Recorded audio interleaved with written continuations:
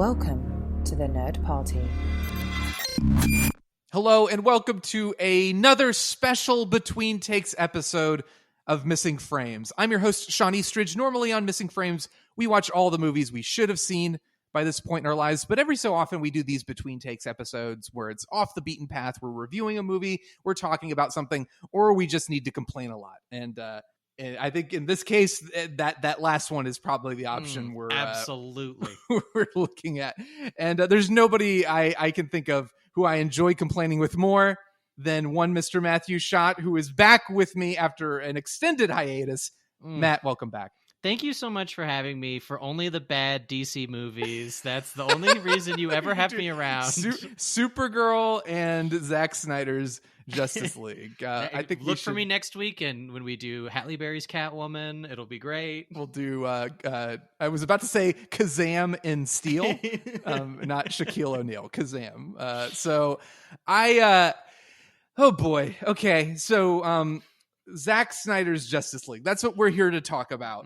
And I guess we should just start with a little bit of history on both of us. Yes. Where we stand with Zack Snyder in general. And I want to put a warning out there for those of you who are big Zack Snyder fans. Well, I don't think I disliked this movie as much as you did. So I'm going to try really, really hard to play the part of the apologetic, defending the movie when possible. But I can only do so much. But that being said, fair warning. If you are a fan of this, I 100% guarantee you will hate us. And feel free to let us know in the comments how much you hate us, or just turn this off. You know, my poor self-esteem can only take so much. Or leave it on and just yell at your device, and I will hear it, and I will feel all of your words. We can, through this. It's an amazing technology that we've developed where we can actually feel the vibrations, the resonations of your pain and suffering. Only related to Zack Snyder properties, though. We haven't been able to figure it out for other projects yet, but I think eventually we'll get there. Yeah, sooner or later. But for now, with each complaint that you lodge against me, one of those hooks from Hellraiser will just shoot from the wall and snag a piece of my skin. So look forward to that. That's going to be great. I can't wait. So Matt, start from the beginning. Tell me a little bit about Zack Snyder. I think we both feel the same way, where neither of us started off being like, oh, Zack Snyder, I hate this guy, or like his name wasn't something that you dreaded when it came to movies. Like, just start from the beginning. Like, did you see the Dawn of the Dead remake? I did. I saw it in theaters, and if you had asked me after leaving that theater what I thought of it, I would have told you that was my favorite movie of all time. Like, I was so into the Dawn of the Dead remake. The first time I saw it, I thought it was like a masterpiece. I mean, I was zombie crazy at that time. I've always had a love for zombie fiction, and that movie felt like it was tailor-made for me. It was just violent and just like nonsensical and just, you know, and that was what I wanted. I've since revisited it, and my opinion has shifted about as drastically as one can have an opinion shift. But I think I felt similarly with like 300 when that came out. You know, it was the same thing of like, I was like a teenager for both of these movies, and I was like, that was so cool. It was like, and the guy was like, and like, that's all I wanted. I thought no more about movies. I remember that. 300 had like the best trailer I'd ever seen. Like This Is Sparta stuff. I was quoting it so much, and my friends and I were so excited to see that movie. Yeah, and it was riding off that hype of like, I had just seen Sin City, which was like the previous year, and I thought that was like the coolest thing ever. So I was like, oh my god, this is like more Frank Miller, more comic book slow motion craziness. Like, sign me up. I have not revisited 300 since it has been in theaters, and I frankly have no interest in doing so. I don't think I would find any enjoyment in the process of revisiting it. But did you see the Dawn of the Dead remake when it came out? I didn't. I still haven't. 300 is the one I think I would. I haven't seen that in a long time either. I own it, and I should watch it. I feel like 300's the one that I would still stand by as like, I enjoy this. I think it's good to an extent, if that's what you're looking for. I think it's visually cool. I think there's some really, really awesome stuff in it. But even when I first saw it, I remember thinking like, this feels like like it's not telling me an emotionally satisfying story. Like, it felt like there was like something disconnecting me from the film. I think it was the style of it. It was very stylized. And I watched it again a couple times, and I was like, oh no, I'm still into this, but it's been maybe 10 or 15 years since I last watched it. I would compare the experience of watching 300 to the experience of reading something like The Horse and His Boy, where you start to think about it for like 1 second, and That's exactly what I was going to say. You're like, wait a minute, like why are Zack all the... Snyder, C.S. Lewis? I was just going to say, because you think about the story, and you're like, wait a minute, why were all the Middle Eastern people like monsters? And why were like the heroic white people that worship like the right gods? Why were they like the correct? Wait a minute. And you start to like put those pieces together. I mean, I think 300 is much more egregious than The Horse and His Boy in that regard, where they're all just like literal monsters. And it's like also weirdly homophobic for like, I mean, the Greeks, those dudes. See, now that's not how that movie actually turned me gay. Like I have that movie to thank. I was like, kind of my God, Gerard Butler. I would agree with you, except that movie does feel so kind of homoerotic in a way, like that. I just know. I mean, there's a Snyder fanboy is out there right now, and he just lost his wings. The last thing a Snyder fan it wants to be referred to as is homoerotic. Regardless, it's, you know, I think all of those movies, after like a couple of years, I started to like think back on them and be like, hey, wait a minute. And I think by the time like, like Sucker Punch, that was coming out, it was just like, all right, I've seen this dude's one trick and I don't care anymore. Sucker Punch, I think, was the breaking point for a lot of people. And to be fair, with 300, I read 300 before the movie came out, and that is not like Frank Miller's shining moment. No. Zack Snyder's 300 is it improves upon the comic book, because it's basically the comic book. Yeah. There's not much story. There's not much character. So, I mean, to be fair, that's like Snyder's wheelhouse. He wants to make something that is visually stimulating, doesn't necessarily stir the emotions, but like it can like get your adrenaline pumping. But I remember, 300 I liked. Watchmen I liked too. We saw that together, I'm pretty sure. We did. Watchmen, honestly, I don't think...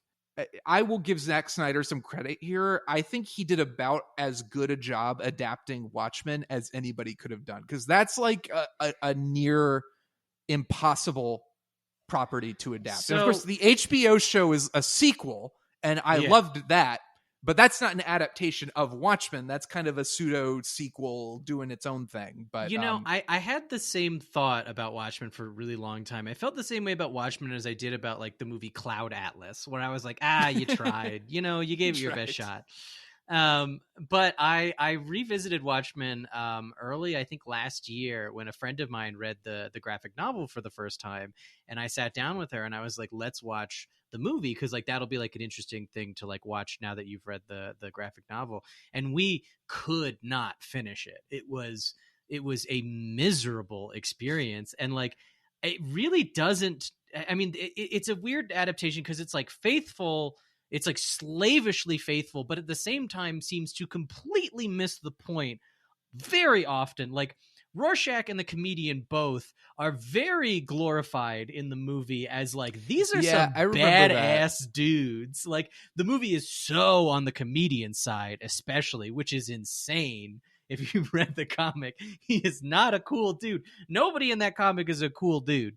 No. And Zack Snyder seems to strongly disagree with that, and very much paints a picture of like, no, Rorschach is the hero of this story. He is a noble and principled man. And I mean, like the fact that the movie feels so saturated, the comic is so beautifully colorful, and the movie is so drab and just like ugly to look at. I mean, like, and the Ozymandias is so horrible in that movie. Like every scene he's in is just sleep inducing. Yeah, Watchmen is, I think that was an impossible task to adapt it. But to be fair, I think something, and we'll probably talk about this more, but I think where Snyder starts to lose me is I think Snyder is really good at he carbon copies the material. Like with 300, it was perfect because he was like, I just have to put this on screen. I don't have to do much. I don't have to add much. The problem with Watchmen is you do that. Watchmen is far more philosophical and thoughtful and dense and complex than 300. So you take a work like that, and if you don't have anything to say about it, or you don't quite understand what Watchmen is trying to say, and you just say, well, I'm just going to carbon copy this and then add my cool action scenes in it, it messes, like you said, at the core, Watchmen is not really glorifying these characters, and it's actually kind of condemning them. And I think there was a general misunderstanding where Snyder kind of was like, well, it looks cool, and if I add some fight scenes in here, it'll be awesome, but missed the point on the thematic stuff. Sucker Punch was like, I watched about half of it and was like, I'm good. I can't deal with this anymore. And then it was Man of Steel. Now, I'm a big Superman fan, as you know. Superman is my favorite superhero. The first time I saw Man of Steel is a departure for Zack Snyder because it's a little more grounded. An odd thing to say about a movie an about odd a man thing who to flies. But he definitely tried to shoot it as if it was like, oh, it's not stylized in the same way that Watchmen or 300 or Sucker Punch is. It's like kind of grounded documentary style, like lots of handheld shots and things like that. I'm a huge Superman fan. The first time I saw it, I enjoyed it. I think I resigned myself to the fact that I was like, okay, well, if I've never seen a big like Superman action movie before. Superman 2 is about as close as I got, and that movie does not hold up. I mean, well. there's the minigun scene in Superman Returns. Superman Returns, yes. The Superman bullet Returns, hits his eye. Superman Returns. I'm a fan of Superman Returns, but I will also admit that movie is not great either. So I think Man of Steel I enjoyed because I resigned myself to like, okay, well, this is going to be. I forget about the fact that he's blowing up like a huge portion of Metropolis and that he's not rescuing anybody. He doesn't seem to care about anybody except Lois and his mom, who also by extension doesn't care about humanity. So I enjoyed it the first time I saw it. I saw it a couple more times, still enjoyed it. And a lot, like, you really hated it. People around me really hated it. And I was like, well, I didn't hate it. And then I got it on Blu-ray, watched it at home, and I just remember getting a headache. Like, I was just like, just the pounding action and the dubstep machine that was destroying Metropolis. And then also the realization of like, is Superman just like, I realized it's like, he doesn't care about people. No. And Superman, to me, what makes Superman so special is the fact that like this guy who's the most powerful being on the planet in the universe, loves people and just wants to be like a normal person and is kind of dweeby, and he's got that aw shucks vibe. So if you take that away from Superman, he's just kind of like an all powerful like guy, and that's not interesting to me. And Snyder leans into that, but he goes a step further by making him like reluctant and conflicted and angry and depressed in a way that's not on the surface. It's like, oh yeah, it's a little bit darker, but like it doesn't go any deeper than the surface. It doesn't mean anything, and they don't explore Superman in a way. And the biggest thing was like at the end when he kills Zod, it was like, okay, well, that's weird. Why would Superman kill Zod? That didn't bother me as much as the fact that they never set up that Superman or Clark has a problem with killing. It's just something they assume the audience knows. So it's like, oh, you're just upset because Superman kills somebody. I'm like, well, no, I'm upset that the movie didn't even try to explain to me that he's somebody who doesn't kill people. I mean, I saw Man of Steel for the first time with you, I think either the same day or the day before we went to see Batman v Superman. That's right. And that was the first time I had seen it, because I was just like, no, there's no universe in which I'm going to like that movie. So like, why would I watch it? And I knew I wouldn't like Man of Steel, but I was so caught off guard by how just baffling a movie it is. I mean, there's so much time spent on this weird Matrix world that is Krypton, and that whole sequence is just so disorienting and just off-putting and dumb. And then we go from that to just this dour, mopey movie, which like it has the least interesting take you could possibly have on Superman, which is just like it seems to me that the only thing Zack Snyder finds interesting about Superman is the fact that he's like invincible and is super strong. You know, his Superman has this attitude of like, don't f- with me. And it's like that to me. And I'm not the Superman scholar you are, but I don't feel like that's Superman's whole deal. I feel like we have that character in other, like as seen in other comics. Like you can find that character, the guy who's so powerful and just a badass and like tears people apart. The whole point of Superman is that he doesn't do that. To me, what summarizes Superman is not the fact that he punches somebody really hard, although that's great. It's the fact that he punches somebody really hard because that person is trying to hurt someone. Like, Superman's a defender. He loves people. He protects people. So when you make a movie that's just him, like, I just think of the scene where Zod kicks the oil tanker at him, and he kind of casually jumps over it as it blows up the building behind him. And he just has this like fierce look on his face. And I'm just thinking, like, this is the epitome of why this doesn't work for me. I mean, but I think my personal conception of Superman is somebody who, like, you know, in my head, when I think of him, I always think of him kind of standing there with his arms folded, right? As like some criminal is like shooting at him, and it's just like, you know, harmlessly bouncing off. And he's just like, now don't you do that, mister. Yes.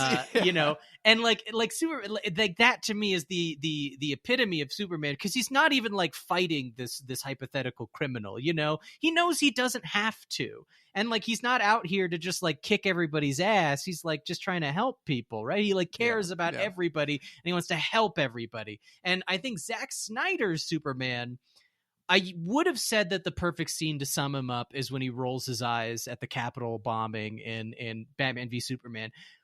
But I will say that I think there's another scene now in Zack Snyder's Justice League that I think sums up what Zack Snyder thinks Superman is. And that's when he shows up to the big fight at the end, and the axe like lands on him, and he goes, "Not impressed." Oh my god! And I was like, hold on, wait, no, we're gonna get there. Okay. All right, so we'll get real there, quick, so we saw Batman v Superman together, and we just lost it. That was the first time, really. Like, as I said, I didn't like Sucker Punch. Batman v Superman was the first time I actually think I went into a Zack Snyder movie and came out just like miserable. Oh my god. And not, but like, that movie flat out, I think if there was any question of how Zack Snyder feels about Superman, that movie made it abundantly clear that he hates the character. And, so much. And I didn't love Ben Affleck as Batman. I think Ben Affleck is extremely talented as an actor, as a director, as a writer.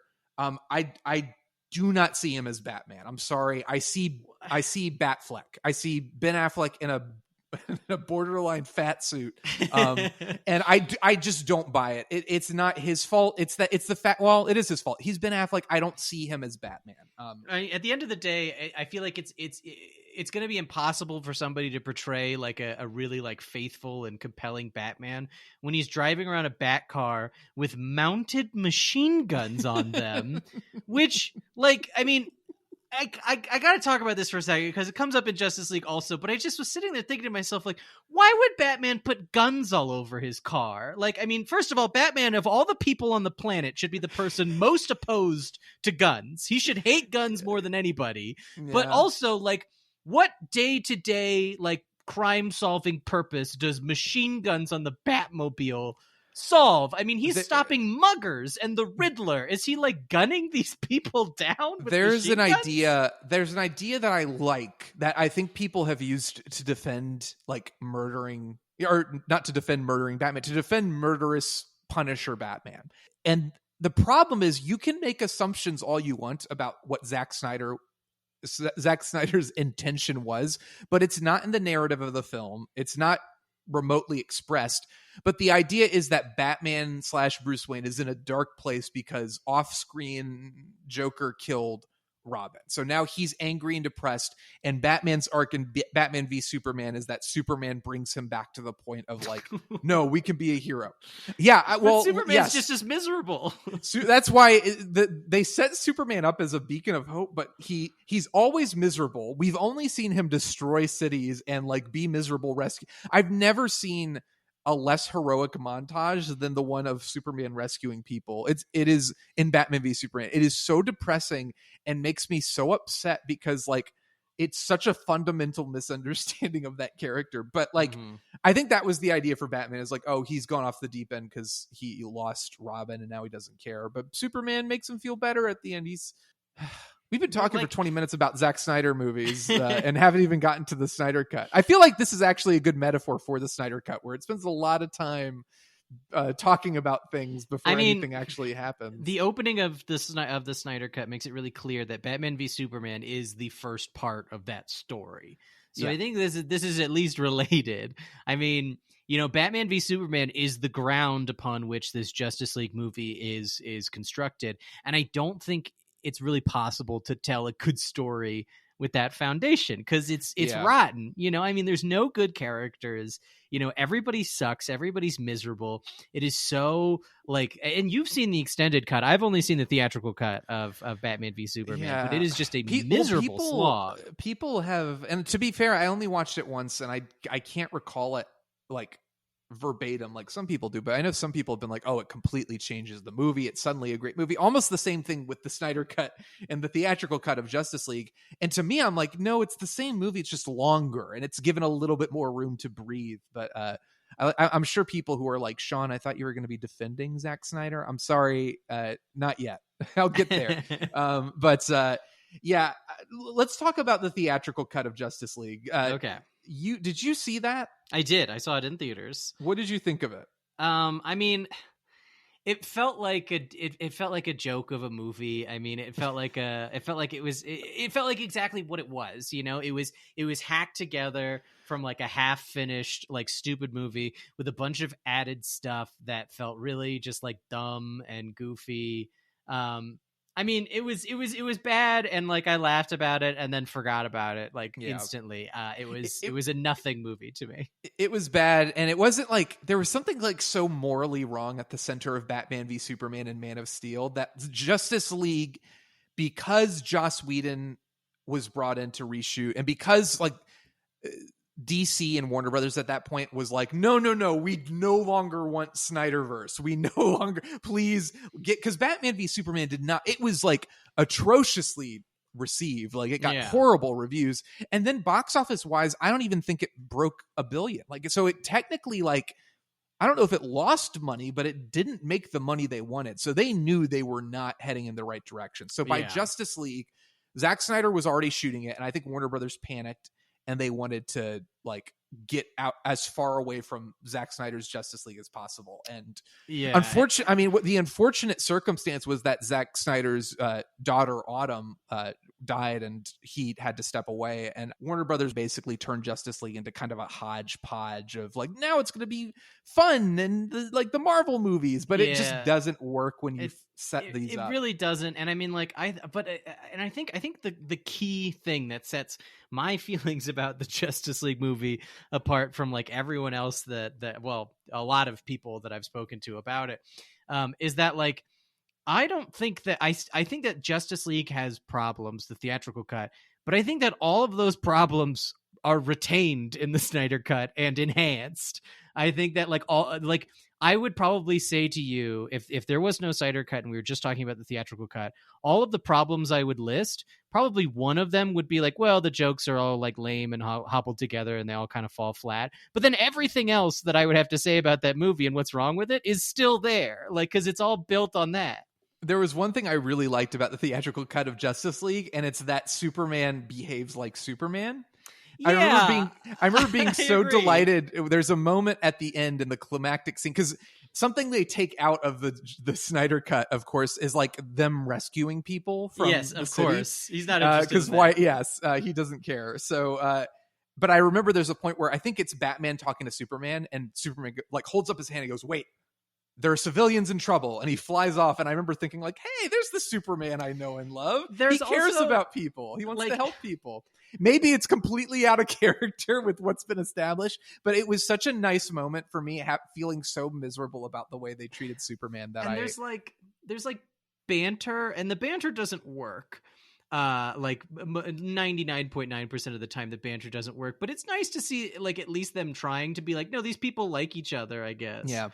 They like want to work together, which that was something that was really startling to me to see, was pretty much just like totally gone in the extended and the Snyder cut. Was just like, I get that he's not much for like jokes or whatever, but it just seemed like none of these people had like any character anymore, and they didn't seem like they wanted to hang. I mean, again, I don't think Joss Whedon's cut works, but I appreciate that he at least tries to be like, no, this is like a group of people fighting together, and they should have some kind of rapport with one another. Yes, yeah, I get that too. So yeah, So I think we've well established that we're not Zack Snyder fans, and we were not looking forward to the Snyder cut. So I'll summarize the story. Everybody knows this. Basically, as we said, the tragedy of Zack Snyder's daughter's death took him away from the project. Joss Whedon was shot in to reshoot it, and Warner Brothers kind of was like, well, finally we can move on to bigger and better things. They wanted to focus on Wonder Woman because Wonder Woman had just given them the best money and the best critical response they'd received up to this point, and they were ready to move on. But there was the whole release the Snyder Cut thing. Zack Snyder kept teasing that there was indeed a Snyder Cut that existed. And finally, I mean, what's really cool, somebody tweeted this out. I can't remember who. I wish I could give credit, but somebody said, at the end of the day, what's really cool about this whole Snyder Cut thing is that a filmmaker had to leave a project due to a horrible tragedy, and his fans rallied up around him in order that he could go back and see through his original vision. And I'm like, that is cool. In theory, the story that surrounds the Snyder Cut and what it means for, I may not agree with the filmmaker's artistic vision. I may not particularly like Zack Snyder as a filmmaker or enjoy his films.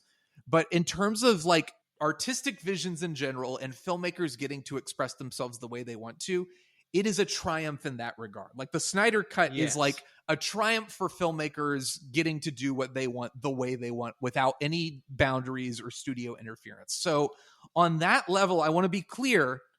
I think this is a really cool thing that this happened. Totally. I think it's awesome that Zack Snyder got to come back, that he made this project, that he got to do what he wanted, and that he was afforded the opportunity by Warner Brothers. That's really cool. So let's just put that out there that 100% the circumstances surrounding this, it's really awesome. I am always going to be in favor of, extended cuts of movies that like the studio didn't want released or whatever. Like I'm always going to be in favor of those things coming out, even if it's just for like the cool, like what if factor of like, oh, what could have been, I'm always in favor of that. And I agree with you entirely. I do not like Zack Snyder as a filmmaker. I'm going to say as a person too, based on a lot of the stuff I've heard him say.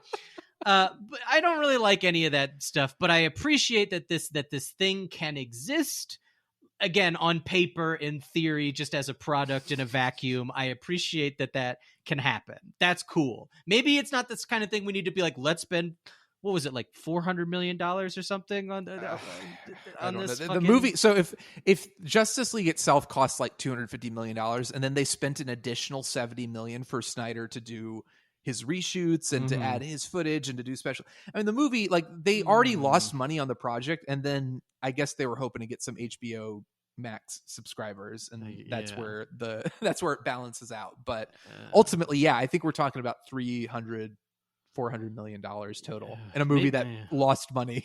maybe we didn't need like $400 million in like 2 attempts at this story in particular. But again, in a vacuum, always happy to see things like this happen. Sure. So Zack Snyder's Justice League, I wasn't really that excited about it.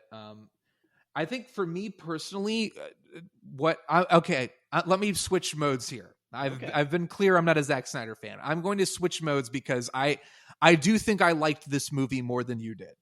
And I'm going to, as the person who does not hate this movie, I'm going to try to be the defender, the devil's advocate, whatever it is. But I want to be clear.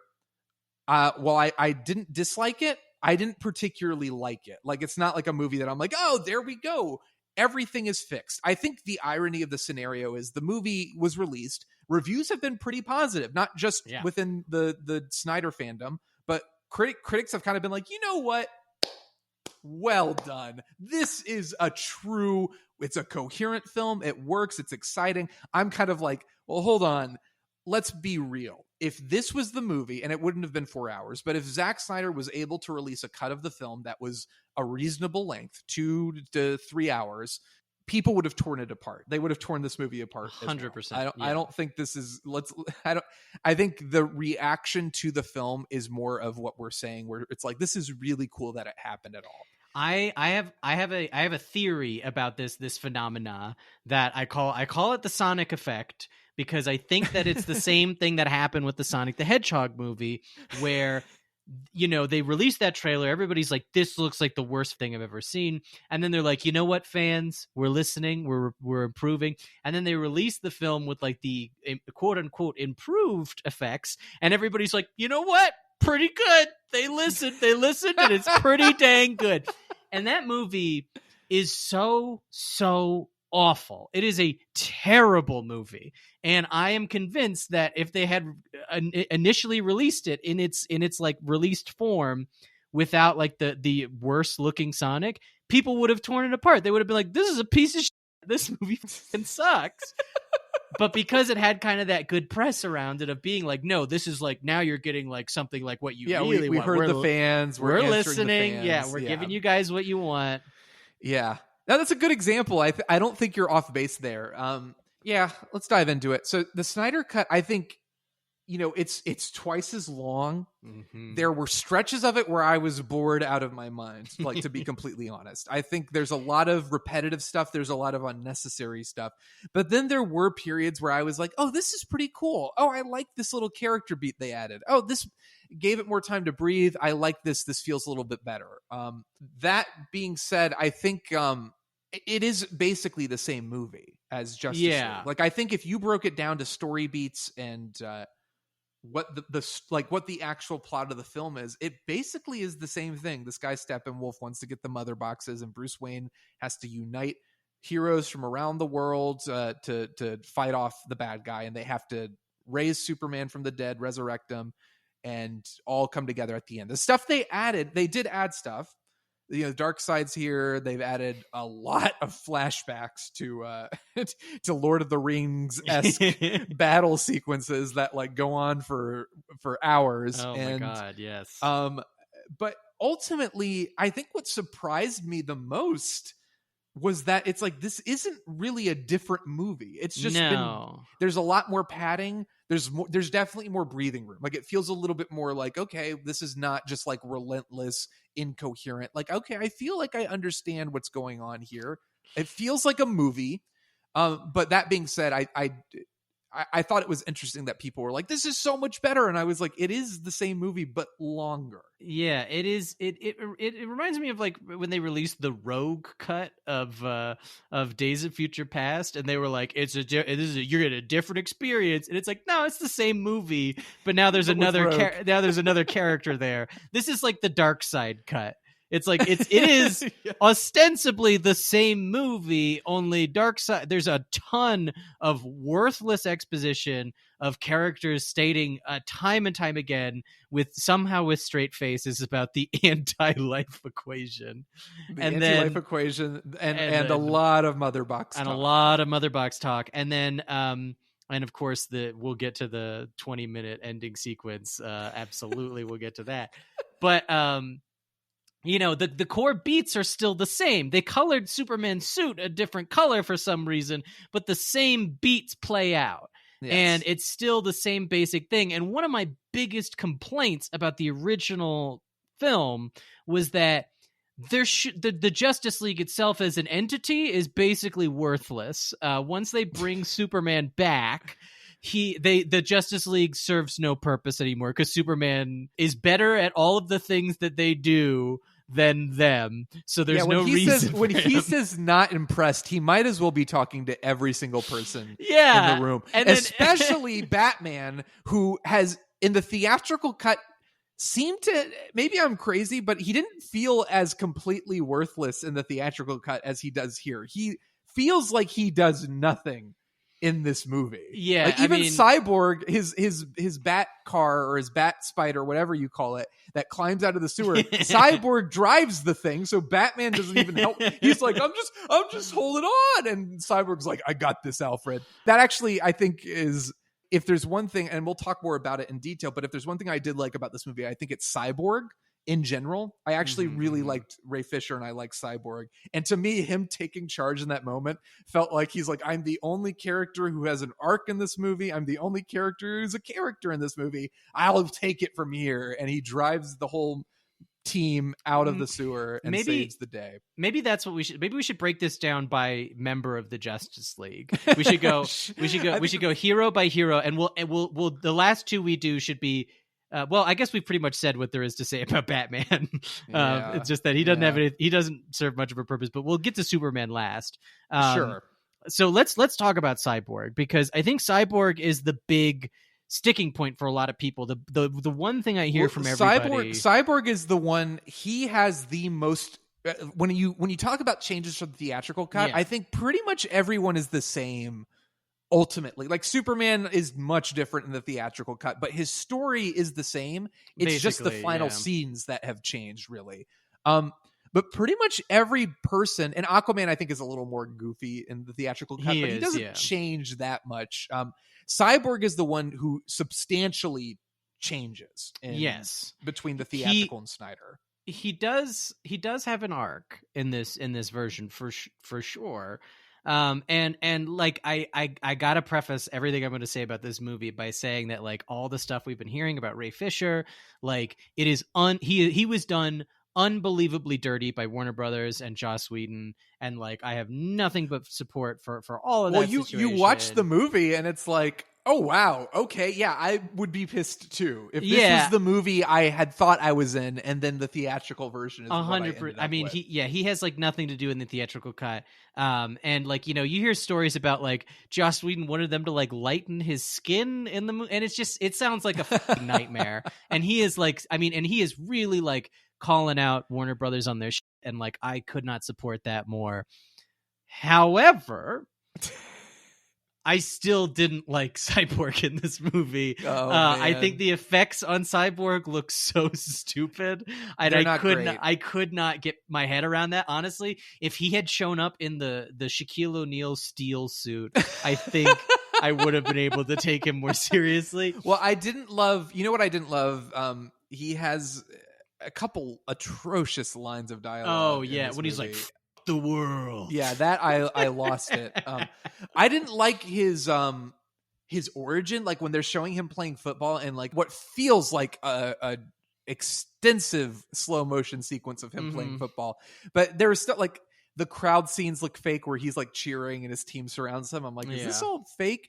And then when he's in the car with his mom and she's like, he really wanted to be here, and he's like, my dad never shows up. I was like, this is so stupid. And then they get hit by a car. It just felt very, like I was like, I'm gonna hate the Cyborg stuff, aren't I? But then it turned out Cyborg, with the stuff they added with like, it takes place in his mind and when he's hacking stuff, and then Cyborg's journey from being like a disinterested character, like what they said Batman was in Batman v Superman, I think applies to Cyborg here, but I think it works. Like, it's like there's an actual, like, Cyborg hates people, and then at the end he's like, no, I'm a good guy and I'm a hero and I'm here. So that actually, it worked for me. I don't think it's I just think like the computer world as designed is so, it's like everything, like I think the beats of his story are fine. You know, the idea of like he's bitter about like losing his humanity, and so he wants to kind of like distance himself from all of that. And then through these people that he doesn't really seem like he gets along with any of them that particularly well. But for some reason he comes around and like learns the value of humanity and all that. But like all of the stuff around that was just so goofy. I mean, like the computer world in his brain where we saw like the bull fighting with like a bear or something, and like the stock market thing. It felt to me like when like 90s movies would show what hacking looks like, you know, and it would be like, I'm in, and then it'd be a skull that's like brah, brah, brah, brah, brah. Oh man, I love it. I wish there'd been a little bit of more of that. That sounds like Mortal Kombat. Like I want some good 90s CGI in this movie. Yeah, I get that. I don't have, like, in terms of things to say about Cyborg, I don't have much to say other than I enjoyed him, and he was the only character I felt emotionally invested in. I mean, he was the only character that seemed like he had anything going on. You know, I mean, at least he seemed like he was like a human being that had this sort of thing thrust upon him. Like he had an arc, and I don't feel like any other character in this movie had anything interesting to say or do. No. And I will give Cyborg points for that. So this movie will get one Cyborg. I just think that like good. everything around him is so dumb that I can't take that seriously. Like, Well, the you pointed suit is so bad. Yeah, the effects on it are not great, and No. I think you brought up the point. The reason the movie doesn't work for me is with something like the Avengers, you have generally likable or personable people, Yeah. who are forced to work together, and they don't get along at first, but you get the sense of them being human beings with motivations and goals, and them coming together for the greater good at the end of the movie. And there is a sense of like accomplishment and growth and satisfaction in that. And Justice League, like you said, nobody really gets along. They all seem to kind of be in their own movies, but there also isn't a sense of personality from any of them, or any sense of like, why are they working together? I mean, the only one who feels like he has a personality is the Flash, and his personality is insufferable. Yeah, it's grating. So let's just move on to the Flash. Perfect. We talked about my favorite character in the movie.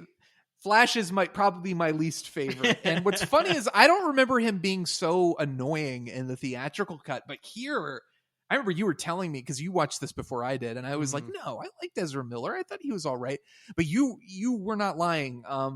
I think part of the problem is, one, his stuff is just not particularly funny. Like the jokes they force in, like where he's the one I think about is the one where they're on the rooftop of Gotham, the Gotham Police Department, and everybody disappears, and he's like, oh, they all just kind of, they do that, don't they? They disappear, huh?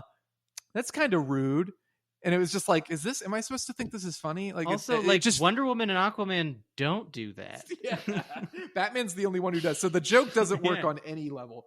But maybe it's because Zack Snyder has this like allergic reaction to humor that Ezra Miller sticks out so badly in this movie. When the jokes in particular, because the movie is so serious, it takes itself so seriously and is so desperate for the viewing public to take it seriously, that when you have Ezra Miller coming in being like, I got a hot dog for the dogs in my dog walking job, am I hired? I brought a resume, oops, it's all torn up, oh here, let me hand.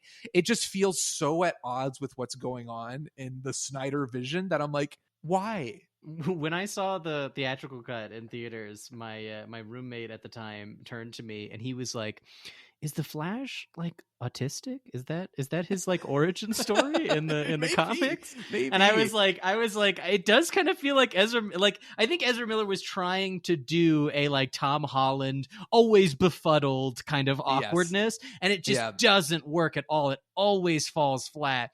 And that scene in particular, the extended Flash scene of him saving who I guess is supposed to be Iris West. I think so. From the car crash.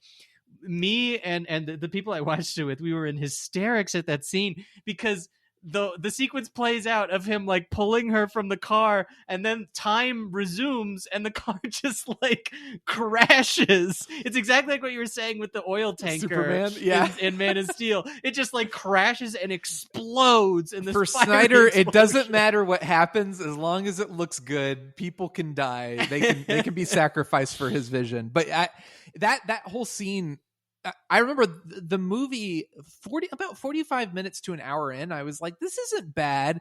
It hit a slow spot, but when it got to that scene, that was the first scene where I was like, this is awful. This is terrible. This really doesn't work for me. The hot dogs and oh god, it was so. The fact that his shoes exploded. His shoes explode. I couldn't put my finger on what the tone of it was, and then something else I think Snyder does in his movies is he adds this like insufferable melodramatic soundtrack to it, where like the song choices just kind of emphasize. I guess he's like, this is art, but it just makes me feel like this feels more like a film student who wants me to believe this is art than actual art. It's like, oh yeah, look at the song choices. They're so serious and like dramatic and low key. And that's so that sequence just particularly like bummed me out. But then I really liked it's a storyline that doesn't feel like it pays off.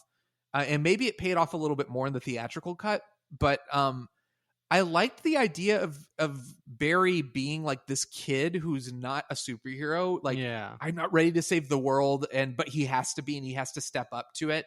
They kind of do that a little bit when like he gets injured and he like has this very intense reaction to getting badly injured. And then they pay off at the end when he's the one who turns back time and saves everybody. But that felt like it didn't feel like it was earned. Like I wish they could have built in, because I would have bought like Barry Allen as an awkward, scared kid if Snyder could have just built in a little bit more humanity and emotion to make me feel like he was scared. But he never feels. He feels like mugging for the camera scared. He never felt like genuinely scared. I like that take on the character, that he's like, you know, basically Spider-Man, you know, he's like the young one, and he's like, you know, I can run really fast, but I can't like, you know, fight guys or whatever, and sort of like, you know, learns he has like something to add as well or whatever. But it really is just like all the creative decisions along the way that make that totally fall apart. I mean, Ezra Miller is just, he's a mess. And something that really, this is maybe a little like nitpicky, but something that I can't stand about the Flash in this movie is I think his costume is so stupid. And I think the design of it is so ugly. And it's like, it screams to me, somebody looked at the Flash's costume from like the comics and whatever, and was like, well, we can't do that, because that's dumb. That looks dumb. Like red spandex looks dumb. Let's put him in this like robot suit with a bicycle helmet, and you know, give him this thing where he's constantly shooting electricity out of himself, which is really confusing to me, because I'm just like, is he just shocking everybody that he's around at all time? Because it's just lightning constantly firing from his body. But you know, it's like all those things combined just make this character, which could have been something interesting, just completely insufferable. And that moment at the end of him turning back time, you know, like, I mean, it looked pretty, but like it didn't feel earned, you know, it didn't feel like I felt Snyder like pulling at like, all right, this is the emotional climactic moment of the movie, and just it not firing the way he wanted it to. And why does he run so stupid? Every time he runs, he's like doing these weird things with his arms. All right, I'm done. You can go. Yeah, I it's because he's standing on a treadmill on a green screen and just flailing madly. When I watched that moment, I wanted to be invested in that emotionally. Like I just remember seeing it and just being like, I wish this worked, because I feel the same visually way. It's stimulating. The music works. This works, and I love the idea of this kid who just couldn't hold up. Like he's not Superman, but he looks up to Superman. I don't know why he looks up to a Superman who murders people and hates his job, but hey, whatever. But like, I love the idea that this kid becomes the hero, but it did, like you said, it didn't feel earned. That being said, I like that moment a lot. One of my favorite moments in the movie is the centerpiece action sequence in the sewer. I think actually does work for me. And there's a really cool moment where they bring all the people outside, all the scientists or all the people who've been captured by the parademons. Is that what they're called? Parademons? Yeah. Sure. Okay. So they're all brought outside, and then there's like the building starts to collapse, and the Flash zips really quickly and like basically moves all the pieces so that the people aren't hurt. That was a really, really cool moment. And I actually got a little like, oh, maybe this won't be as awful of 4-hour viewing experience as I'm afraid it will be. I also I liked him running around the center of the thing. I liked him poking the sword and bouncing it back to Wonder Woman. There's some cool Flash stuff in here, and Ezra Miller is a great actor. I've seen him in stuff where he's been awesome. I really wish they could have toned down. It's a Zack Snyder movie. It's not supposed to be funny. I would have given him a pass here. I don't need the Flash to have these insufferable one-liners. I would have expected him to take them out. He doesn't, and it makes the Flash really obnoxious. He does have a lot more in the theatrical cut, and they're all really bad. There's like a whole speech about brunch that was cut mercifully. Yeah. But no, I mean, the Flash I think is the character that I most wanted to like, and I also like, of all these characters, like I think I like the Flash the most of like these characters' origin character, you know, the comics. Yeah. I think I like the Flash the most, and I want to like him when I see him in like an adaptation. But like this was like a case where I was just like, there's just so many wrong steps taken. And I felt that same frustration that you did in that ending moment, because it was clearly supposed to be this big, powerful thing. And I just didn't feel anything. And I was like, I wish I was enjoying this. And he's talking about his dad. He's like talking about his dad, like, Dad, I'm doing it for you. And I was like, oh, this, if you had made this work, it would have been really powerful. It would have been really cool. Yeah. We'd seen is like one awkward scene with him and his dad where he's like, Dad, they're going to tase you. You're going to get tased. And it's like, is this supposed to be funny? What is going on here?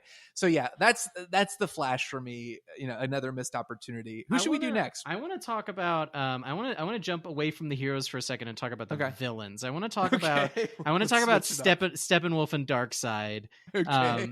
I have seen people commenting on this movie, and I want to hear your response to this, Shawn. I want to know, because you're the defender in this conversation. I'm trying. I think I'm doing a really bad job so I've far. heard people telling me that like Steppenwolf is like the new gold standard for movie villains. That they were like, actually, like in this cut of the movie, like I really felt sympathy for him. I think he's a really sympathetic character.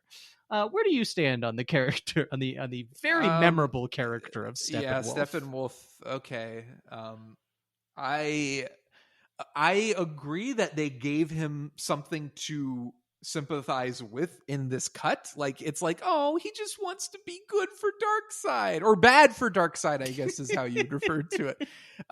So you have sympathy in that regard, I guess, in that like he's working for a guy who doesn't appreciate him, and it's like, shucks. We've all been there. We've all been there. I don't know, in a world where Thanos and Infinity War exists, and like they put so much care and effort into making you like sympathize with that villain, and for me, frankly, I thought they succeeded.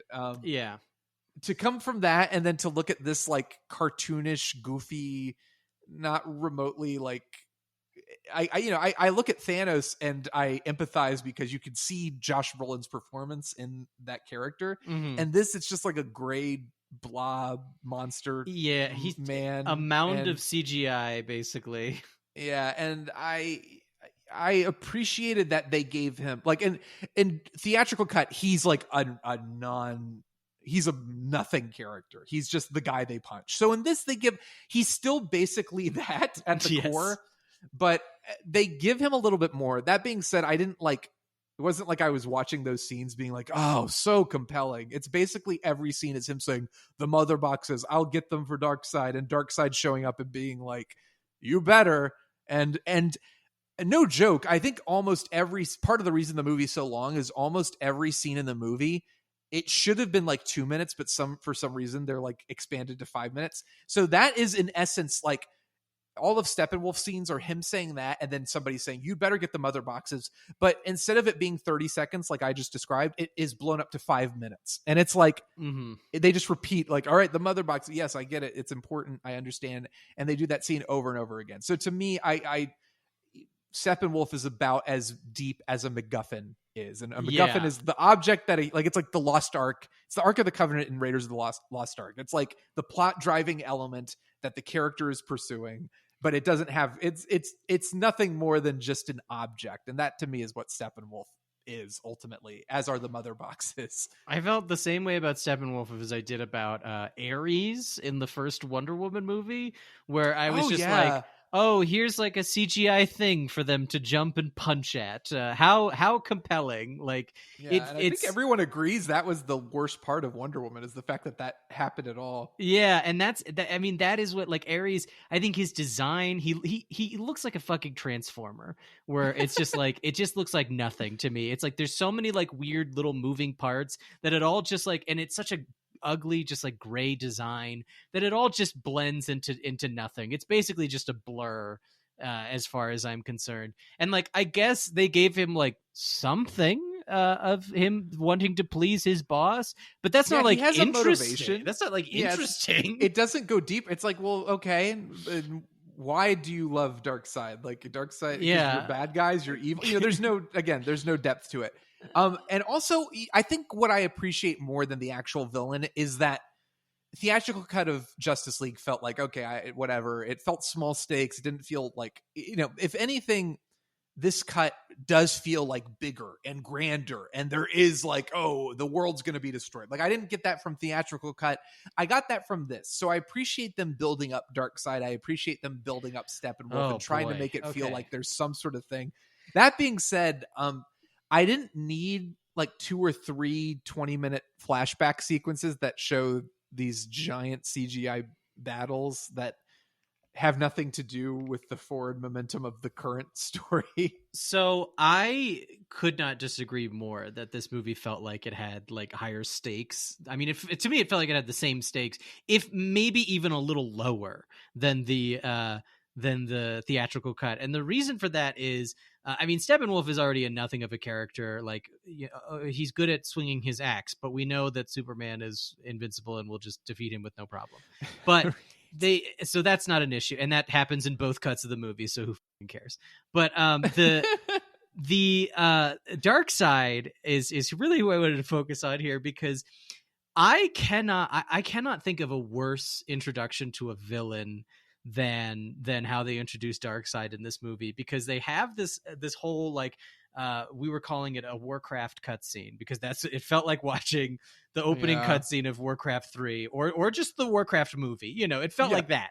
This whole like stupid, like, you know, big, like, and all the armies clashed, like, you know, dumb CGI nonsense. So they have Darkseid, who, you know, from my limited understanding of his role in the comics, he is like the big bad of the DC universe. He's this unstoppable, you know, monster force. They have him come out of his spaceship, and he's like, it feels like it's supposed to be the scene in Lord of the Rings where Sauron shows up at the battle, and he's just like taking dudes out with his mace. But when Darkseid shows up, he's completely overwhelmed. Don't they beat him up right away? They beat him up immediately, and he's so covered in arrows and so thoroughly humiliated that he has to be dragged back to his ship unconscious by his henchmen. That's a very good point. It would be like if in Infinity War Thanos was like, "I'll take the Hulk by myself," and then the Hulk just beats the shit out of him. I agree with that. I think the vibe of having the sequences at all, and having these big scale battles, and also having Wonder Woman explore this ancient tomb where she finds like hieroglyphics of dark. So they're building it up and they're making it feel a little bit more like, oh, high stakes. But you're absolutely right. When that happened, I just remember Sarah and I looking at each other. I was like, wait, is that Darkseid? Is that who? Wait, so just a couple of punk kids just shot him with an arrow. That's all you need is a bow and arrow, and he's done. So he's not much of a threat. No, that's a very good point. So, Darkseid, and it also felt like, I think Zack Snyder made this Snyder Cut with the intention of, but there's a part 2 that eventually maybe my fans can hashtag around me and make, you know, get $200 million from Warner Brothers. I don't see that happening. Well, he's already revealed all the details about what he wanted to do after this. I assume he gives Darkseid a really compelling character arc in part 2. But here he is what Thanos was at the start of the Marvel Cinematic Universe, which is like the purple guy with the helmet, and he says, "You'd better take these guys out or I'm gonna be mad." So to be fair, maybe Justice League Part 2 would have had an Infinity War situation where it's like, oh, I sympathize, I'm interested in this villain. I highly doubt that. Yeah, I don't. There's no way. I don't think you're wrong to doubt that. Even in the comics, like Thanos is like they give him like more than like nothing, and like everything I've read about Darkseid is just like he's bad, but he's like really bad, and he's like he's a bad guy. That's true. I don't know if there's a Darkseid comic that we should look at, but I've always felt the same way, where I'm like, Darkseid, he's just the big bad guy that exists to be punched. He shoots dumb lasers from his eyes. Look, that's perfect for Zack Snyder, but I need a little bit more. So who do we talk about next? We want to talk about Wonder Woman. We talked a little bit about her exploring the caves. Perfect segue into talking about Wonder Woman is, boy, I wish they had gotten somebody else to narrate that flashback. Because man, Gal Gadot, she just like does not have charisma. She's just so boring. Well, I thought she was really great in Wonder Woman. I actually like Wonder Woman. Now I'll be clear. I thought Wonder Woman 84 was real bad. I think I like the Snyder cut more than Wonder Woman 84. I never thought I'd live in a world where I say that, but it's true. And 84 is just so atrocious. But one of the things about Batman v Superman that concerned me was that Gal Gadot came across as kind of, like you said, a charm void, like a black hole. Like she's just very wooden. Very wooden, very stale in her delivery. And in Wonder Woman, she had some variety. She had fun. She was enjoying, there was some stuff to play with there. And in Zack Snyder's Justice League, it's like she's back to being the boring blank slate she was in that. Yeah. And there's a semi-cool, I guess, action sequence where she defends a bunch of people from bullets and then murders the bad guys. Is that something Wonder Woman does that I missed? Does she murder people? Well, she vaporized that guy who, I mean, okay, this is a very dumb nitpicky thing, but that guy's plan was to send Europe back to the Dark Ages by blowing up one bank in England. I don't really understand how the mechanics of that plan would work out. I think the Red Letter Media guys pointed out that Wonder Woman's whole goal was to prevent a bomb from going off, but then she herself becomes the bomb that blows the guy out the window. Which it's awful convenient that her shockwave only moves in that one direction forward, because she did it right in front of all those hostages, and me and my friends were like, "Wait, did she just kill all those people?" And doesn't the little girl say something like, "When I grow up, I want to be just like you"? God. It was stupid, but I can't remember what the line was, but Wonder Woman's response made it worse. Like, I could have accepted a girl saying, "Can I be you when I grow up?" Wonder Woman, she goes, "You can be anything you want to be." God. And I was like, I was going to give you a pass for the dumb little girl saying that, but then you had to hammer it home with Wonder Woman's line. But Wonder Woman, she is a charisma sucking void, and I like Gal Gadot in the first Wonder Woman film. But I guess I didn't like her much in Wonder Woman 84. No. I didn't like her in Batman v Superman. And I didn't like her here. She feels kind of lost, like she doesn't know what she's doing there. And the way she says, Kal-El, no, you are the last son of Krypton. As if these are two characters Lord. that know each other. When they spent how does she know what Krypton is? Spent 20 minutes together fighting a big CGI cave troll from Lord of the Rings, and then he died. And they all hated each other, but suddenly I don't have much to say about Wonder Woman. She's another. She completely fades into the background of this movie. She and Batman are they are about one and the same. So let's talk about Batman. I think I talked about him a little bit, but I want to be clear. I love Ben Affleck. I don't love Ben Affleck as Batman. So to me, I could never get over. Every time he's on screen, I'm like, it's Ben Affleck. It's not Batman. It's not Bruce Wayne. It's Ben Affleck. And then you add on top of that the fact that he is just so useless in this movie. Oh yeah. I felt like they give Batman so little to do. He's always kind of hanging around going what's going on here? Or getting punched or getting thrown at something. And it just emphasizes how useless Batman is in this realm of demigods, and why Batman works so much better as a separated, grounded character in his own universe. But Matt, how do you feel about Batman in this movie? It feels I've always been the type of person who's like, why does the Justice League hang out with Batman? It doesn't seem like he has that much to offer them. And this movie feels like somebody trying to make that argument. This movie feels like somebody being like, actually, Batman probably shouldn't hang out with these guys because they don't really need him. I guess they need him because they're like, oh well, we need somebody with a plane that can send us there. You can fly places, yeah. But I mean, Wonder Woman's got a jet, so and the Flash certainly doesn't need transportation.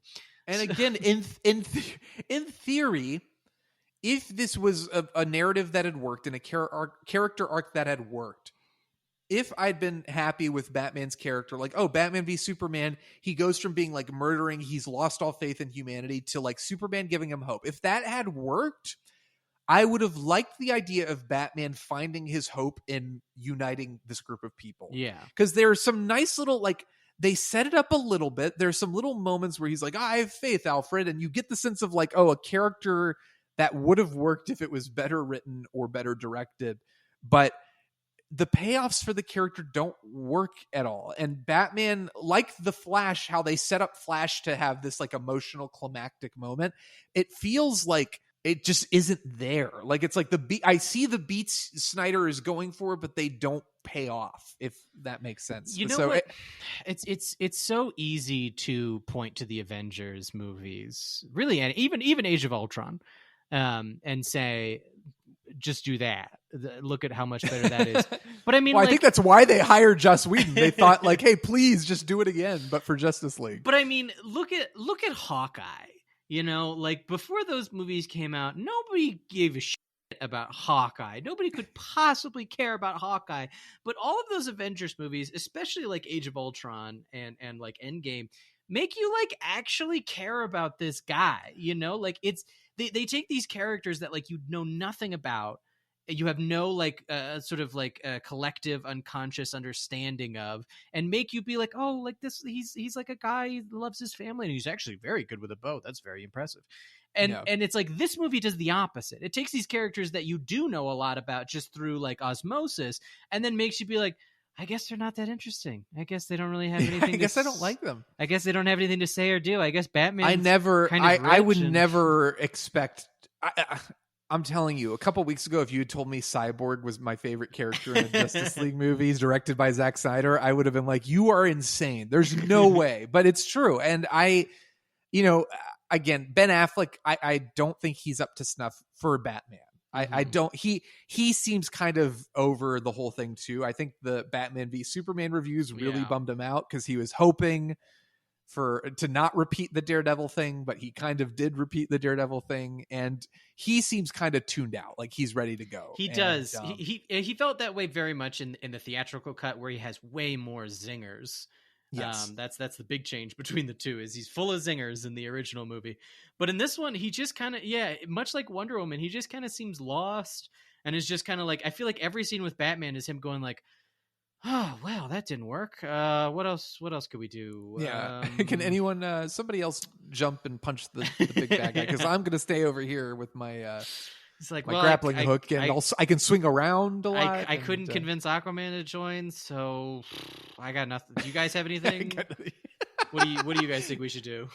I know what we should do, Matt. I think we should talk about Aquaman. I don't have anything to say about it. He is like, I have something to say about Aquaman. He takes his shirt. Everyone in these movies takes their shirts off constantly and leaves their pants on. I say go for all of it. Take off the shirt, take off the pants. Aquaman is constantly wearing a shirt, removing it to go in the water, but he leaves his pants on. Why? Just why? Go, Zack Snyder. You know you want a full buck naked. It's an R-rated movie. Just show us some booty, some Aquaman, or at least booty. in like a little Speedo, you know, like in a little Speedo, like please, anything. But that's my big thing about Aquaman. I know they like gave him even less of a personality because I didn't like him in the theatrical cut. I haven't seen the Aquaman movie, which I hear is atrocious. No, and I have not either. All they did was they made him a little bit more serious. I like Jason Momoa fine. I thought it was hysterical when he, this is early in the movie when he goes into the water and they start singing this mournful song, and I was like, this is a Zack Snyder. It was like, this is absolutely a Zack Snyder movie. That's the thing about Zack Snyder, is people are like, oh, his vision, and his vision mostly equates to lots of slow motion and like really mournful songs in like awkward situations that they just don't work. And then the girl smells his shirt, like she just sniffs. I just remember being like, wait, what is going on here? That's my overriding memory of Aquaman. That really bothered me in the theatrical cut, and is still in this version totally unchanged, is there's the sequence where he like goes and jumps in the water and starts swimming, but he doesn't move when he swims. He just shoots. He shoots through the water like a torpedo.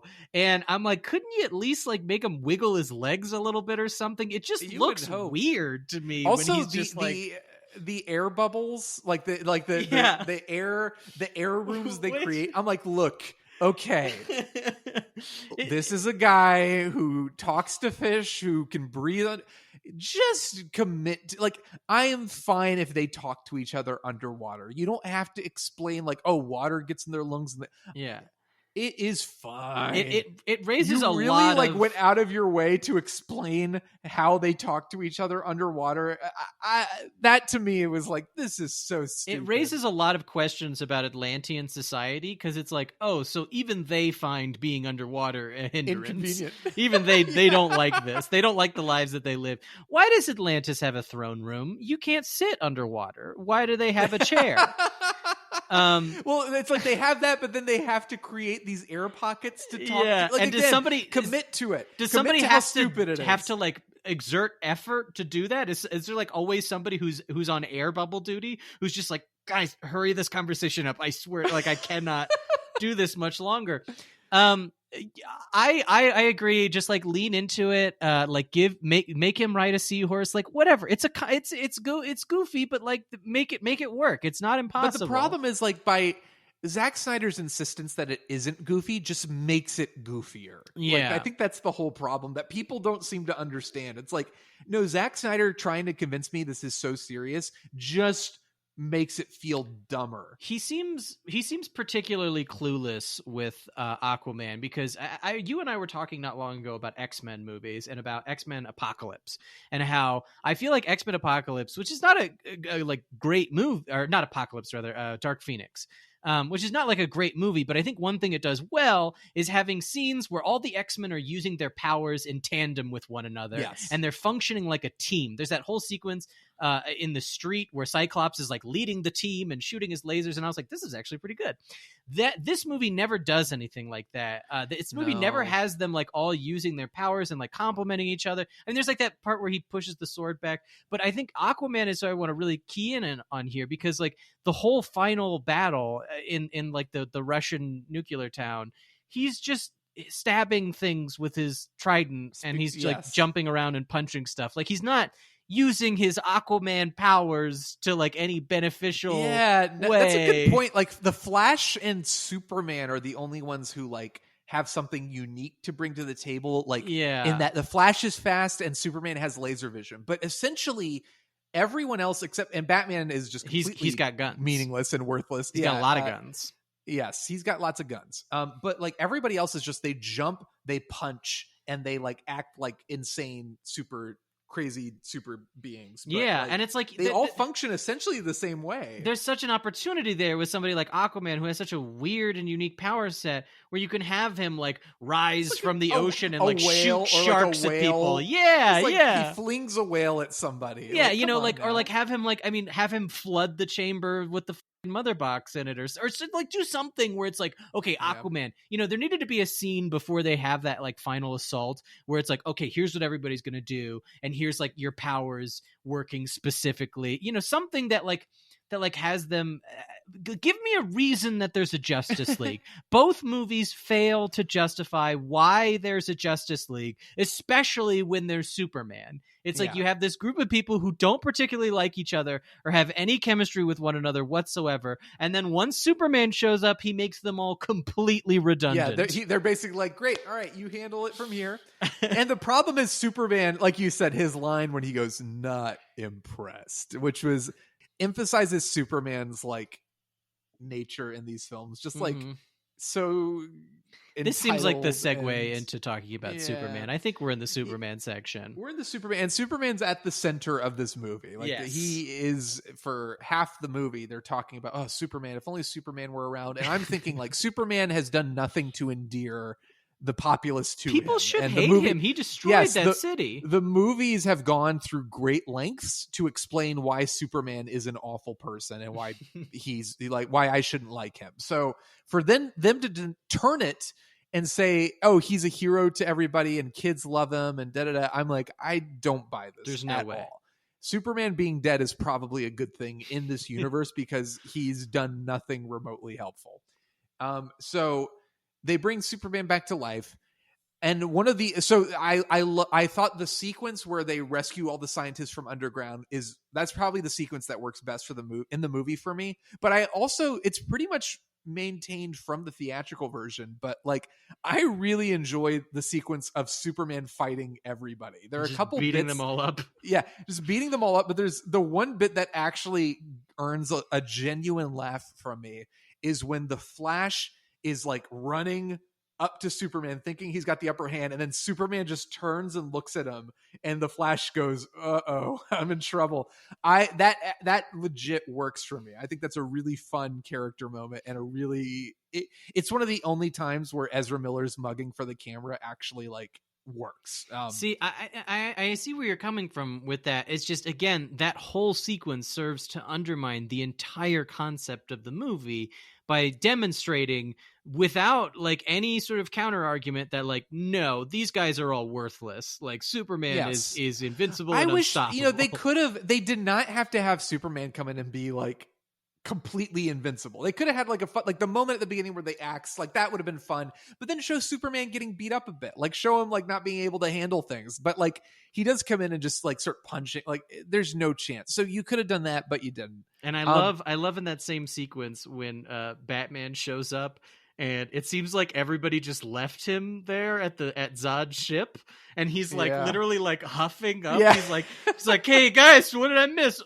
Superman's fighting, and you can like see the look on his face of just like, well, I have literally nothing to offer. And then Lois and Martha show up to, like, I guess this is a semi Man of Steel 3. It like ends Superman's arc.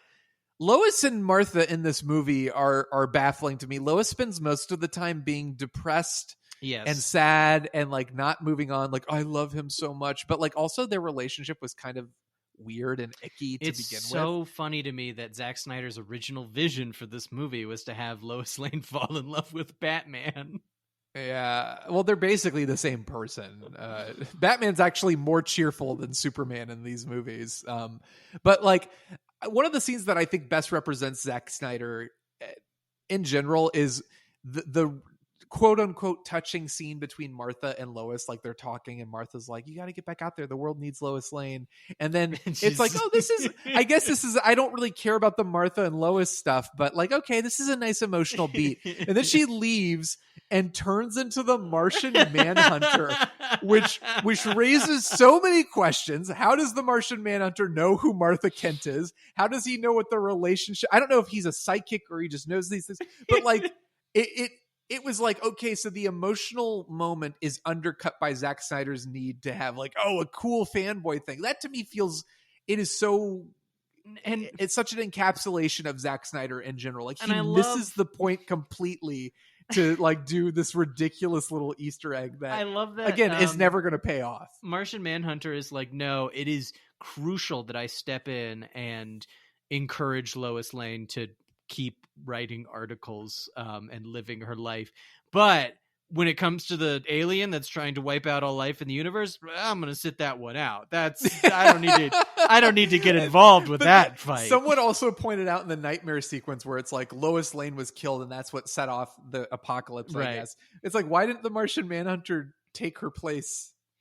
Yeah, or have prevented. Why didn't the Martian Manhunter do something? Anything. The scenes with the Martian Manhunter felt to me like the scene in Rogue One where it cuts to C-3PO and R2-D2 for no reason. They're not interacting with any characters, and they just like, oh, what's that ship? And then just cut away, and we never see them again. That's what it felt like to me. Just like, look, there he is. It's the Martian Manhunter. And I just saw a review today where somebody was like, say what you will about Zack Snyder's Justice League. He doesn't kowtow to like just fan service stuff. He's not here for that. He's here to tell his story. And I'm like, I don't think that's true at all. I don't buy that either.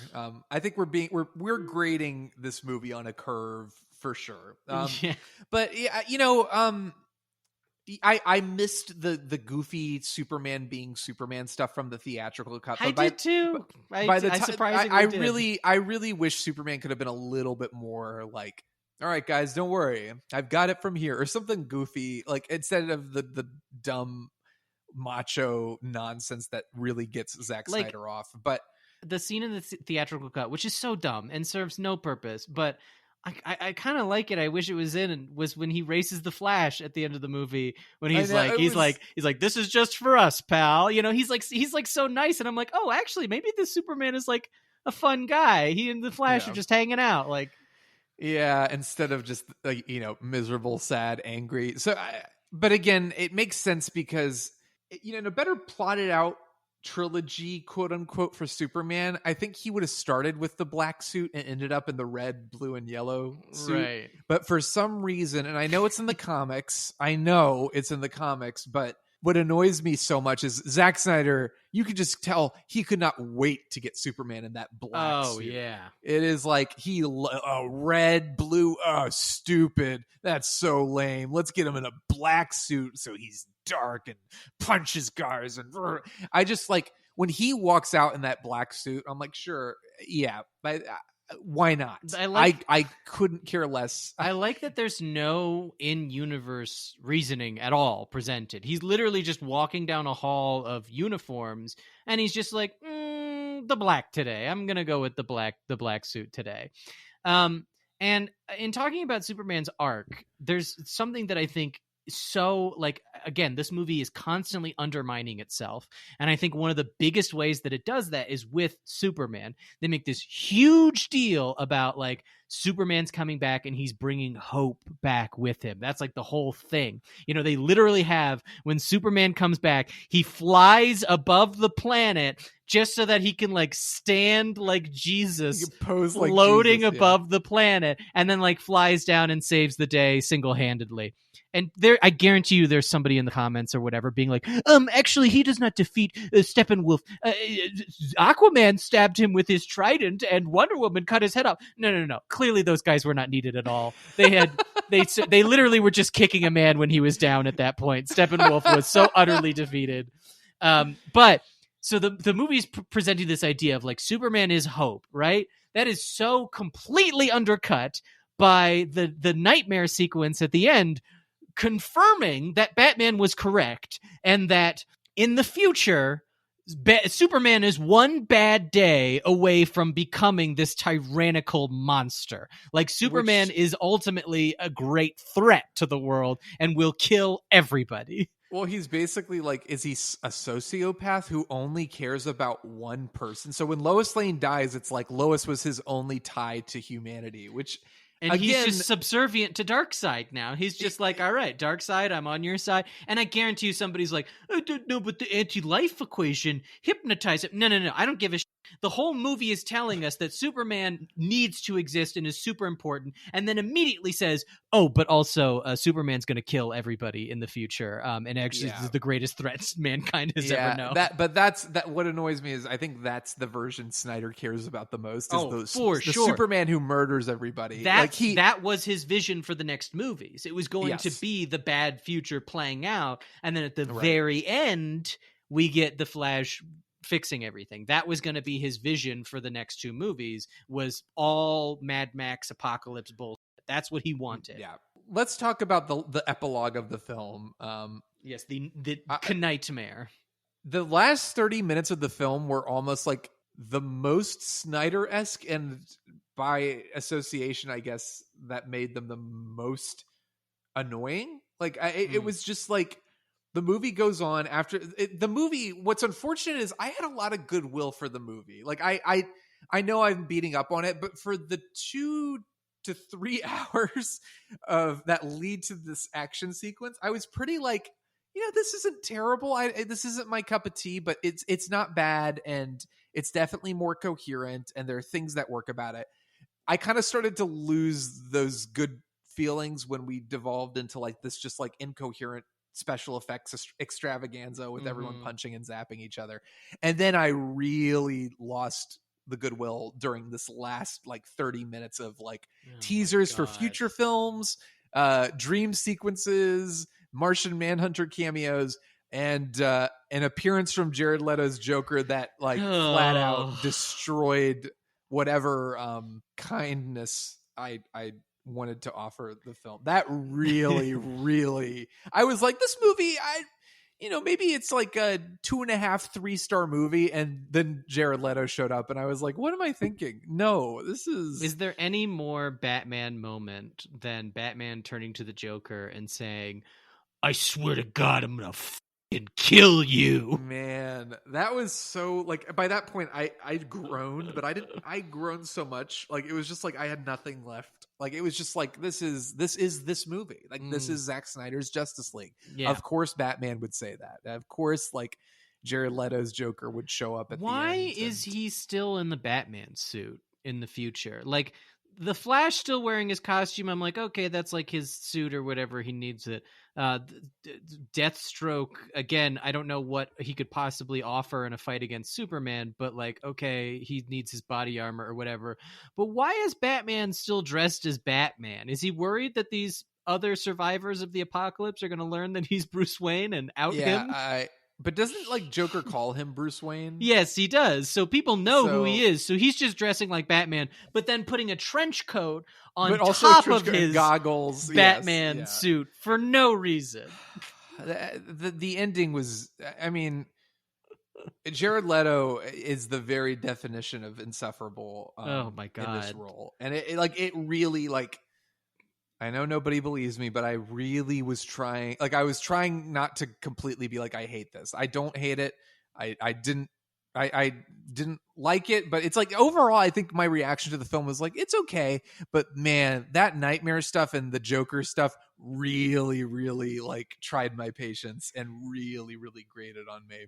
Oh my God. I mean, also, like, in what universe is that how you tell a story where you have like the climax happen and then you have this extended sequence of just characters talking ad nauseum about like this you just cut to this like future world. It's like people always complain about like, you know, oh, there's 500 after the credit scenes in Marvel movies, but those are always like 2-minute little like, guess what's coming next. It's like a preview of the next episode or whatever. This was like a 20-minute sequence for a movie that doesn't exist and won't exist. I guess like Snyder's thing is like, well, this is how I would have made it if I was, but it also feels a little irresponsible of him to, and like inconsiderate to get the fans' hopes up again. Cause Warner, he clearly, this is where I think you might be spot on, and like Zack Snyder's kind of a crappy person. He clearly does not have like, he put that in there purposely. Like he wants to rile up the fans so that they'll do their hashtags again and annoy the crap out of Warner Brothers. Cause that was the sequence that they went out of their way to actually film. That was that wasn't even, it's not like that was sitting on the cutting room floor and they cleaned it up. No, they like went out with Jared Leto and with Ben Affleck and actually filmed that stupid bullshit. They were like, sure, do whatever you want, Zach. We're not going to interfere. But I feel like that's a real, like, for them to give him all that money and then for him to put in a blatant teaser for a movie they're not going to give. Like, look, Justice League did not make money. If this was the film that had come out, it would not have made money. No. And people this still movie, hated it. they put more money into it, even though it didn't make money. So they're technically losing money, but hoping to make it up in HBO Max subscribers. But like, there's no universe in which Zack Snyder is going to get $200 to $300 million to make another one of these movies. No, it's not going to happen. So I look at that and I'm like, why are you twisting the knife? Like, do you really want to give fans this false hope? So that was just annoying. The fact that there's no real conclusion, the fact that like Jared Leto doesn't know how to laugh, I guess. Like I don't even remember. Like he just goes, meh, meh, meh. I don't even know what it was. Yeah, that's what it was. It was so, that was what bothered me, I think, is at the end of everything. It was like, you know what? They gave you $70 million to do this, and now you're just riling people up even more. Like there's going to be, now I have to deal with more fans being like, there's a Snyderverse sequel that we need, and the world needs it, and it's not going to happen. So I lost a lot of goodwill for the movie because of that. But also that sequence is like so bonkers and awful and so Snyder-esque that it's like, I almost wish I could have seen that movie, because that would have just been so insane instead of like overlong and kind of dull in patches. Yeah, I mean, I guess just like, if that's the stupid bullshit that he wants to do, just like go right to that instead of making us wade through all this incessant, just like nothing characters and boring storytelling. But even then, like, I wouldn't enjoy that movie either. So like, you know, I don't want that. And I want to talk about the future here for a second, because like, what does this mean for Warner Brothers? Is Warner Brothers going to take this as a lesson of like, oh well, I guess we were wrong. I guess maybe that is the kind of movies we should be making, because I really hope not. I really hope I this don't think doesn't so. lead to that. They've been very clear about like, we're done with Zack Snyder. Like, thank you, Zack. We appreciate it. We're done. Like, they've been so firm about it, like to the point where it's like they could not wait to get this off their plates. I remember when they screened this for executives, there was a story about how the executives were like miserable and they just couldn't wait to get this out. Like, great, it's out, it's there, we did it, we're done. And that's how they feel about it. Now, there has been some success. The reaction has been positive. I do not see a world, again, in which they give like Zack Snyder another $200 million to make another Justice League movie. Could it? Maybe, but it seems like such a movie that wasn't going to make money in the first place for them to then give more money to. And in a world where now movie theaters are not going to be bringing in the same amount of money that they used to bring in, it's not going to happen. So I hope not. I'm knocking on wood because who knows, but like, I think there seems to be a general vibe of like, no, we did this favor for you and now you're done. Yeah, I mean, I hope so. I mean, the trailer was just released on this day of recording for the new Suicide Squad movie.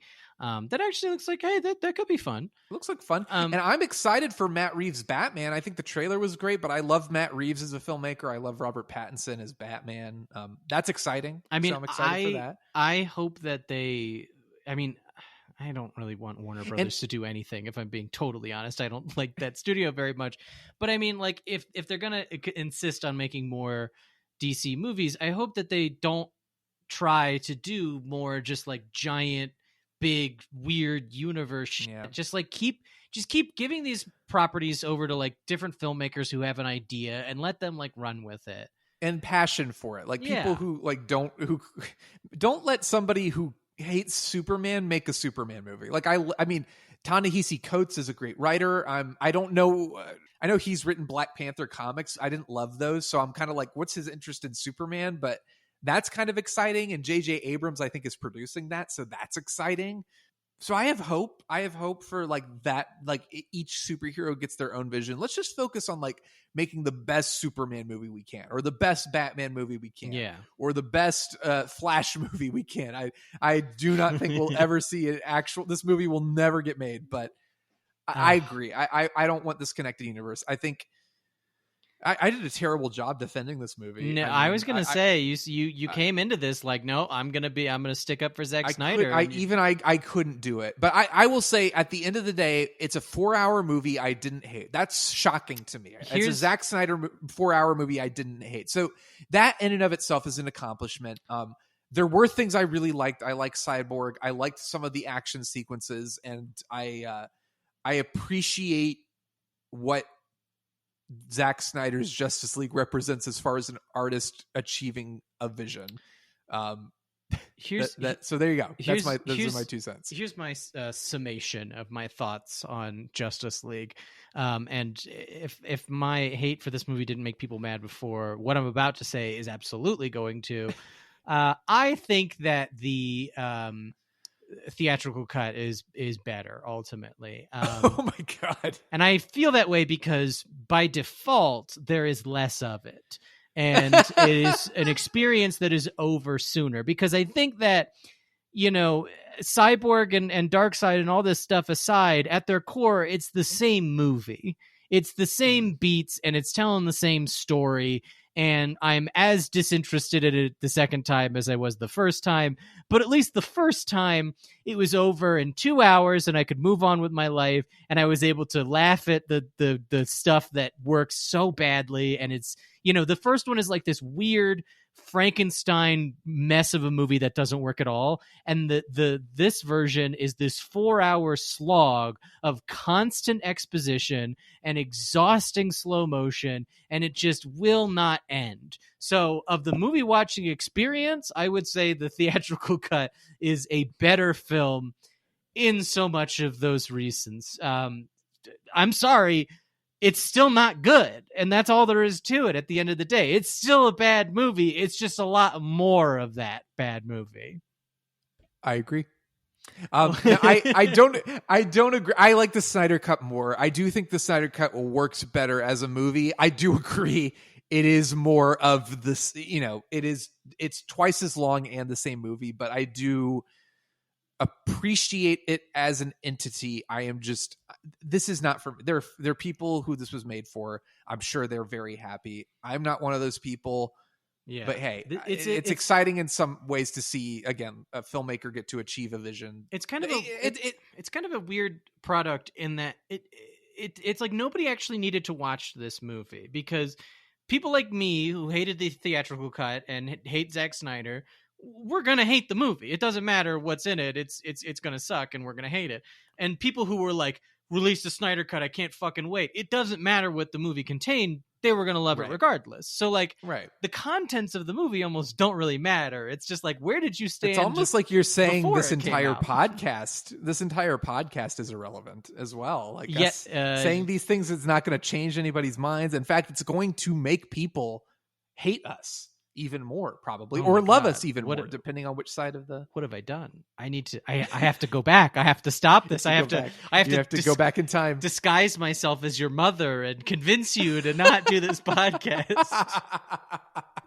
Oh my God. Well, I guess, what do you final ratings? Let's just do slow motion mother boxes. On a scale from 1 to 5, how many slow motion mother boxes would you? Well, there's only 3 mother boxes in the movie. Shouldn't we do 1 out of 3? They're more, Matt. Justice League Part 2. I give it, honestly, like half a mother box. That's the most I can give it. That's about as much as I enjoyed this. I'll give it. I'll be nice and give it 2.5.